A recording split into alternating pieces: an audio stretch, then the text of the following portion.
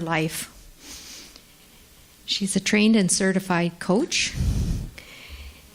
And I'd like to introduce Marla David to come up and share her passion about life. Ooh, somewhere over the rainbow, way up high, and the dreams that you dream of once in a love. Okay, Jack, just be thankful I didn't ask you to come and play that. Or Heart of Gold from Neil Young. Anyway, thank you so much for coming, everyone, and I am just so happy, thrilled, humbled, and this is a wow. Although I have to say, through strategic visioning, I have kind of been here before, but not really in this room, not really wearing these same things. Wearing these, though, yes. And the reference to these is in my chapter, which I hope that everybody here will read, if you haven't already. And it's just one of many chapters in a book with some unbelievable authors that they really bare their soul, just as I had to do. You know, like it was said, very cathartic. Yes, it was very cathartic. And to have to go through your life and to figure out what was kind of wrong with you, you know, like there's like a glitch in your software somewhere. So that was kind of my story. And so when I talk about going home, which is part of the title, I think about babies. There happens to be a couple of youngsters here. Babies are pure. They haven't made any mistakes yet. They're just in their natural state.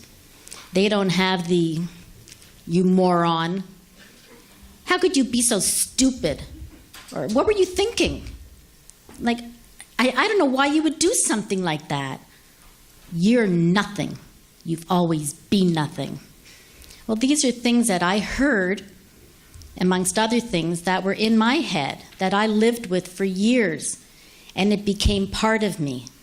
That, combined with my shyness, of course, kind of helped develop my personality. So through my life, different events happened, and I write about that. And I go into how I actually had to look within, and it was quite a journey. And there was an evening that kind of catapulted me toward that discovery, and that was my burnout. So I feel that kind of everybody goes through that at one time. Randy was talking about that. We have times in our life where we just burn out, and then we have to do what I did, hopefully, and we can come out of it. And it takes a lot of work. It takes a lot of truth and seeking and finding out where those little glitches are, that why you think the way that you think. And at the end of the day, you finally do get through it, and you are feeling victorious, and everything is wonderful. And so what I do now is I kind of create my life of passion, and I'm living it every single day. I have to read something to you because it's just amazing. So this was in the Toronto Sun on the 19th of May.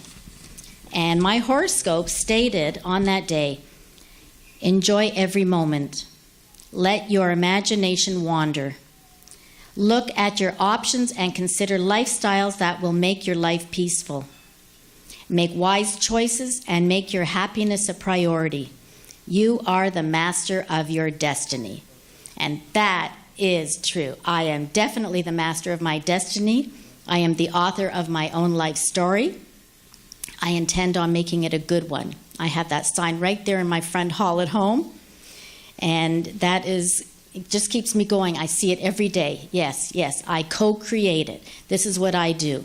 So I went from burnout to definitely being victorious. Now, I'm very honored that I have so many people here today to hear my story.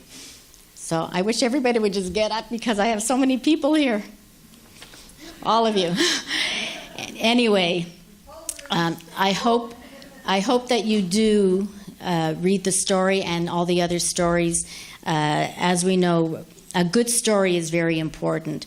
And I know there's some of you here from Camp Timberlane, so I'm just going to relay this very quickly. There was a story that we were told every summer at camp, and a good story always sits in you.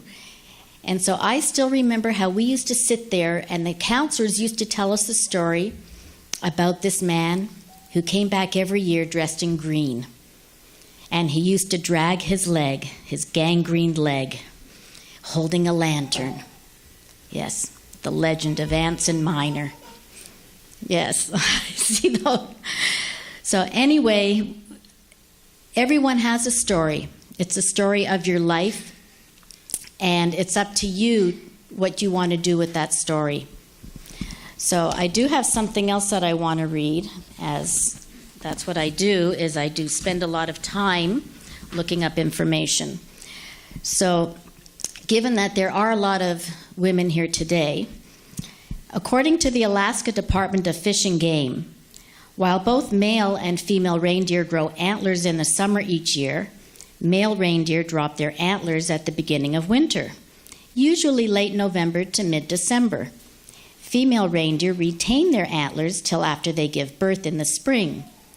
Therefore, according to every historical rendition depicting Santa's reindeer, every single one of them from Rudolph to Blitzen had to be a female. So this confirms that it takes a woman to get the job done.